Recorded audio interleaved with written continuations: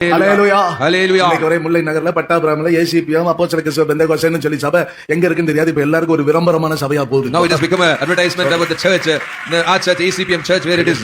இப்ப எல்லாம் சரி 6 மணிக்கு இங்க அந்த ஆராதனை ஆரம்பிக்கும். 6 o'clock exactly the meeting shall start tomorrow. 9 மணிக்கு முடியும். And it shall end by 9 o'clock. பல இடங்களிலிருந்து கூட்டம் அதிகமாக வரும் என்று எதிர்பார்க்கிறேன். We expect people from various different places will come here. நம்ம நாமம் அப்போஸ்தலர் ஜெயக்குமார் ஐயாவுக்கு என்னுடைய கேள்விகள்.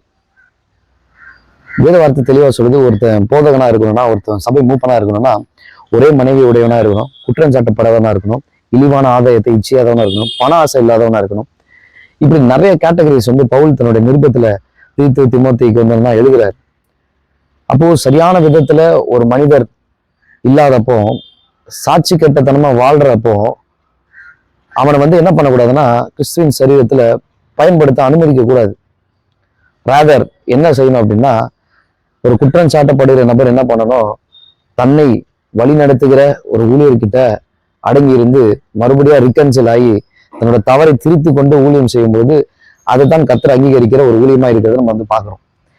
இப்போ நம்ம எல்லாருக்கும் தெரியும், ஜான் ஜெபராஜ் ஐயா ரீசெண்டா நிறைய இஷ்யூஸ் போச்சு. நிறைய காரியங்கள் அவரோட லைஃப்ல சில காரியங்கள் ஆதாரபூர்வமா நிரூபணம் ஆச்சு. சரி, ஓகே, இருக்கட்டும். நிறைய பேர் என்ன சொல்லுவாங்கன்னா, நீங்க அவர் மேல இருக்கிற வைத்தறிச்சல பேசுறீங்க, உனக்கு தைரியம் தான், உனக்கு திராணி இருந்துச்சுன்னா உன் பாடலை மில்லியன் வியூஸ்ல வர வச்சு காட்டு. அவர் கூட கர்த்தர் இருக்கிறதுனாலதான் மில்லியன் வியூஸ் போகுது. அவர் கூட கர்த்தர் இருக்கிறதுனாலதான் கடவுள் அவர் உயர்த்திட்டே இருக்கிறாரு, அவர் ஆசீர்வதிச்சுட்டே இருக்கிறாரு. நீங்க வைத்தறிச்சல் பிடிச்ச ஜனங்க அப்படின்னு சொல்லி நிறைய பேர் சப்ப கட்டிட்டு இருப்பாங்க. கூட்டம் இல்ல, செவன்த் டே கூட்டம் இல்ல.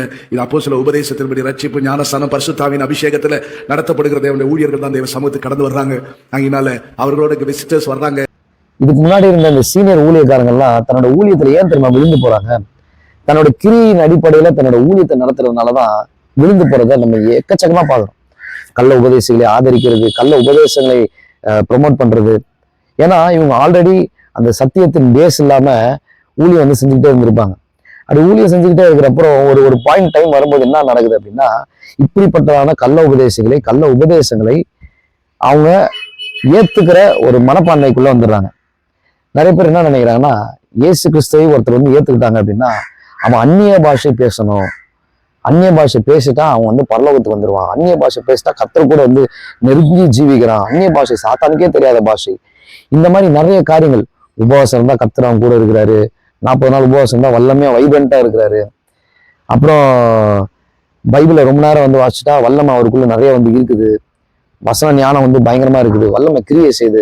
இந்த மாதிரி வல்லமை அபிஷேகம் சொல்லி கிரியைகளின் அடிப்படையில ஊழியம் செய்யறதுனாலதான் இப்படிப்பட்டதான பாத்தட்டிக்கான சிச்சுவேஷனுக்குள்ள போறதை நம்ம பாக்குறோம். எப்பவுமே அனுபவத்தை வைத்து வசனத்தை பார்க்க கூடாது, வசனத்தை வைத்துதான் அனுபவத்தை பார்க்கணும். அனுபவங்கள் நிறைய பேருக்கு நிறைய விஷயத்துல நடக்குங்க, நிறைய காரியங்கள் நடக்கும். அந்த அனுபவத்தை உபதேசமாக்க கூடாது, சத்தியம் தான் உபதேசமாக்கணும். வேதாகம சத்தியத்துல, சபைக்கான நிருபத்துல, அப்போஸ்தலர்கள் நமக்கு வைத்து முன்மாதிரியாக வைத்து போன அந்த உபதேசத்துல என்னென்ன காரியம் இருக்கிறதோ அதை தான் உபதேசங்களாய் டீச் பண்ணணுமே தவிர அனுபவங்களை என்னைக்குமே உபதேசமா டீச் பண்ணக்கூடாது. ஏன்னா அந்த ஒரு 18 நிமிஷம் அந்த காணொலியில அவர் சொல்ற ஒரு காரியம் என்னன்னா, அபிஷேகம், பரிசுத்தாவின் அபிஷேகம் பெற்றுக்கணும். என்ன அபிஷேகம்? அந்நிய பாஷை மட்டும்தான் வர இருக்குதா? வெஸ்டர்ன் பாஷை சூப்பரா ஒரு பாட்டு ஒன்று எழுதியிருப்பார். ஆவியானவர் நமக்குள் வாசம் பண்ணுவதற்கு அந்நிய பாஷை மட்டும்தான் அடையாளமா, அன்பு வேண்டாமா? அந்த மாதிரி ஒரு பாட்டு எழுதியிருப்பார். ரொம்ப நல்ல ஒரு பாடல் கிறிஸ்டின் சரீரத்திற்கு. அப்போ கிரியைகளின் அடிப்படையில செய்கிற எந்த ஊழியமா இருந்தாலும் அது ஒரு நாள் ஃபெயிலியரா தான் போய் முடியும், அது ஒரு நாள் ஏமாற்றத்துல தான் கொண்டு போய் முடியும். இப்போ இந்த ஐயா என்னன்னா, ஜான் ஜெபராஜ் ஐயா கூப்பிட்டு மீட்டிங் நடத்துறாங்க. ஓகே, நடத்திட்டு போங்க. கூட்டம் அதிகமாக வரும் என்று எதிர்பார்க்கிறேன். We expect people from various different places will come here. நம்ம நாமும் கூட பல இடங்களிலே அதை பற்றி வால் போஸ்ட் ஒட்டி இருக்கிறோம். மற்ற யூடியூப், ஃபேஸ்புக், இன்ஸ்டாகிராம் எல்லாத்திலையும் நாம் அதை அறிவித்திருக்கிறோம். பாஸ்டர் ஜான் ஜெபராஜ் அவருடைய இன்ஸ்டாகிராமில் கிட்டத்தட்ட 50,000 பேர் அதை பார்த்திருக்கிறாங்க. 50,000 பேர் வராங்க, இத்தனை பேர் வராங்க, இடமே பத்தாது, நீங்க எல்லாம் முன்னாடி வந்துருங்க. ஒரு இதுல என்ன சொல்றாரு, நீங்க எல்லாம் முன்னாடி வந்துருங்கன்னு சொல்றாரு. இன்னொரு இது, நீங்க புதுசா வரவங்களுக்கு வழி விடுங்க. சுவிசேஷம் என்னன்னா எப்படி வேணா சொல்லலாம், ஆராதனை பெருவிழா, எழுப்புதல் பெருவிழா, ஏதோ வச்சு சுவிசேஷம் சொல்றீங்க. அந்த சுவிசேஷம் சொல்கிற நபர் சாட்சி உடையவராக இருக்கிறாரா? அதுதான் மேட்ரு. ஏன்னா சத்தியத்தின்படி ஒருத்தர் நடக்கும் பொழுதுதான் ஆண்டவர் அவனுக்கு பிரியமா இருக்கிறார். இப்போ இந்த வீடியோல என்னன்னா, ஐயா பேசுனது ஃபுல்லா பார்க்கும்போது எனக்கு கேள்வி கேட்கணும்னு தோணுச்சு. என்னன்னா, ஒரு சபை நடத்தக்கூடிய போதகர் எப்படி இருக்கணும்? குற்றம் சாட்டப்படாதவனா இருக்கணும். அது குற்றம் சாட்டப்பட்டவனை வந்து நம்ம வந்து சேர்த்துக்கணும், தள்ளப்பட்டவன் சேர்த்துக்கணும். தள்ளப்பட்டவன் மனம் திரும்பி வந்தா சேர்த்துக்கலாம். மனம் திரும்பாத பட்சத்துல எப்படி சேர்த்துக்க முடியும்?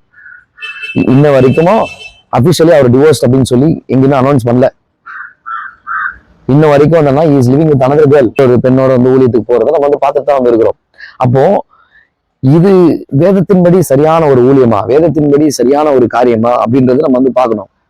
இது எதுவுமே தெரியாம இதுல இன்னொரு ஒரு விளக்கம் கொடுத்தாரு, எனக்கு சிரிப்பு தான் வந்துச்சு.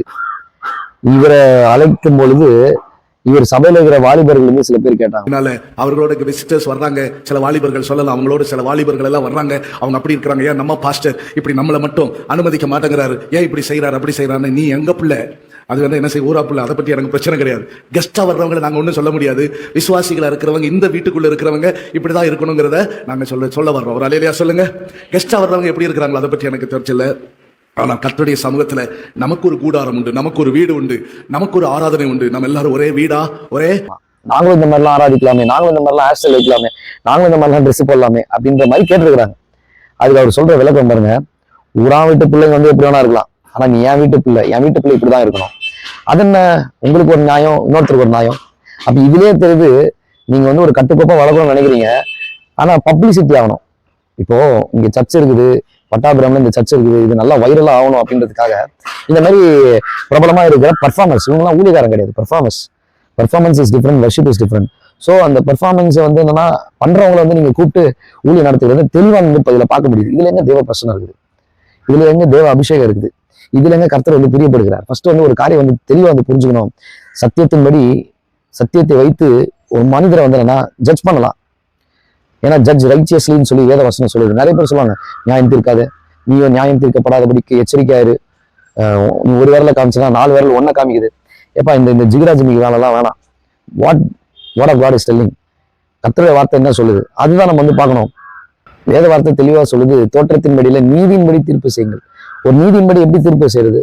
ஒரு வசனத்தை வைத்துதான் ஒருத்தரை, வேதாகம சத்தியத்தை வைத்துதான் ஒரு செய்கிற ஊழியத்தை, ஒரு செய்கிற அவர் வாழ்கிற வாழ்க்கையை வந்து என்னன்னா நிதானித்து அறிய முடியும்.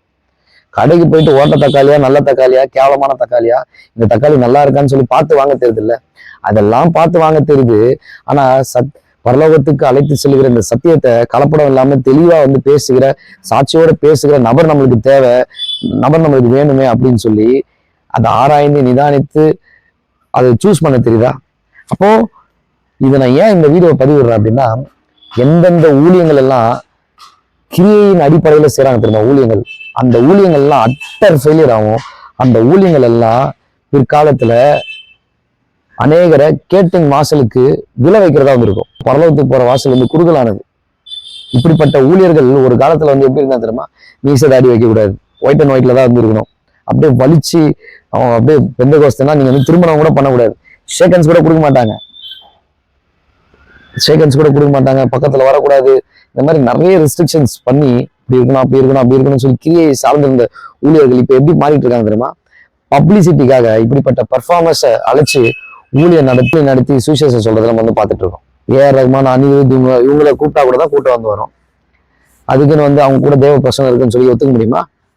பிரபலமானவர்கள் யாரா இருந்தாலும், பர்ஃபார்மன்ஸ் பண்ற யாரா இருந்தாலும் கூட்டம் வரதான் செய்யும். அவங்கள பார்க்கறதுமே கூட்டம் வரதான் செய்யும். அதனால தான் முன்னாடி இருந்த ஊழியக்காரங்க என்ன தெரியுமா, இந்த நடிகர்களை வைத்து சுவிசேஷ கூட்டத்துக்கு அழைச்சிட்டு இருந்தாங்க. மோகன் சி ஐயா போன்ற ஊழியர்கள்லாம் வந்து இந்த நக்மா கூப்பிட்டு, ஆர்த்தியை கூப்பிட்டு, இந்த மாதிரி நடிகைகளை வந்து கூப்பிட்டு கூட்டத்தை வந்து கேதர் பண்ணி, செந்தில கூப்பிட்டு, இதெல்லாம் நிறைய வந்து என்னன்னா இந்த மாதிரி காரியங்கள்லாம் வந்து பண்ணியிருக்கிறாங்க. நீங்க அப்படிலாம் போகாம டீசெண்டா இப்படிப்பட்ட ஒரு ஊழியக்காரங்க அப்படின்ற இருக்கிற போர்வையில பிரபலமானவங்களை கூப்பிட்டு ஊழியம் பண்ணிட்டு இருக்கீங்க. இது எந்த விதத்துல நியாயம்? கிறிஸ்துவின் சரீரத்திற்கு பிரயோஜனமற்ற ஒரு சபையாய் மாறிக்கொண்டிருக்கிறது. இது கடைசி காலம். இதை பார்க்குற வந்து நிறைய பேர் வந்து என்னன்னா மனம் திரும்பணும். உங்க சபையின் ஊழியம் வந்து என்னன்னா சத்தியத்தால நடத்தப்படுதா? ஏன்னா பவுல் தெளிவா வந்து சொல்றாரு, புத்தி இல்லாத கலாத்தியரை ஆரம்பத்தில் நன்றாய் ஆரம்பம் பண்ணின நீங்க முடிவுல மாம்சத்தில் முடிக்கலாமா? உங்கள் நடத்துகிறவர்கள் முடிவை நன்றாய் சிந்தித்து பார்த்து அவைகளை பற்றி கொண்டிருங்கள். எதிரேல தெளிவா வந்து வாசிக்கிறோம், முடிவுதான் முக்கியம். ஸ்டார்டிங் நல்லா தான் இருக்கு, பினிஷிங் சரியில்லையாப்பா, அந்த பினிஷிங் தான் ரொம்ப முக்கியம். பெற்றுக்கொள்ளத்தக்க ஓடுங்கள், இதுதான் வசனம் வந்து சொல்லுது. அப்போ நம்ம சத்தியத்தின்படி பார்க்கும் பொழுது இந்த சபை ஐயா வந்து என்னன்னா விழுந்து போய் விட்டார் அப்படின்னு தான் சொல்ல முடியும். விழுந்து போன ஒரு ஊழியமா தான் நம்ம வந்து பாக்குறோம். ஏன்னா அவரே அந்த வீடியோல வந்து மென்ஷன் பண்ணியிருக்காரு, நிறைய பேர் நம்ம விட்டு போனவங்கலாம் புறம் கூறி பேசுவாங்க, வீடியோஸ் எல்லாம் போடுவாங்க, அதெல்லாம் ஸ்கிப் பண்ணிருந்தோம். போய் பாலிஷ்டா வந்து பேசுறது வந்து ஈஸியா பட்டர் போடுறது தெரியுது. அப்போ ஐயா வந்து மனம் திரும்புவாரா அப்படின்னு கேட்டா மனம் திரும்பலாம், திரும்பாமலும் போகலாம். எப்படி தெரியுமா சொல்லுவாங்க, திரும்பாம போறதுக்கு நீ உனக்கு என்ன ஏஜ் இருக்கு, உனக்கு என்ன எக்ஸ்பீரியன்ஸ் இருக்கு, நீ டிஷர்ட் போட்டு என்கிட்ட பேசுற, நீ பேசுறது சத்தியமா, நீ இப்படி பேசலாமா, நீ தாடி வச்சிருக்கிற, நீ உலகத்தான், இப்படி வந்து என்னன்னா குற்றம் சாட்டி அவங்கள பெருசா பரிசுத்தவன் மாதிரி பேசுவாங்க. கூட இருக்கிற 4 அல்ல கைங்க வந்து நல்லா விட்டு கமெண்ட் அடிக்க வந்து வைப்பாங்க. இது எல்லாமே வந்து நல்லா நிறைய நம்ம வந்து பார்த்துட்டு தான் வந்து இருக்கிறோம். பார்க்கலாம் உங்களோட இதைத்தான் வந்து வசனம் சொல்லுது, அதிக ஆக்கினைக்குட்படாதபடிக்கு அநேகர் போதகராக இருப்பீர்களாக. போதகர் வந்து என்னன்னா சாதாரண விஷயம் கிடையாது. ஒரு போதகனை வந்து என்னன்னா ஜனங்க ஃபாலோ பண்ணிட்டு இருக்காங்க. கொஞ்சம் பிசிறு தட்டி தவறான விதத்துல கைட் பண்ணோம் அப்படின்னா ஃபாலோ பண்ணிட்டு வர மந்தையோட நிலைமை பரிதாபத்துல கொண்டு போய் முடியும்.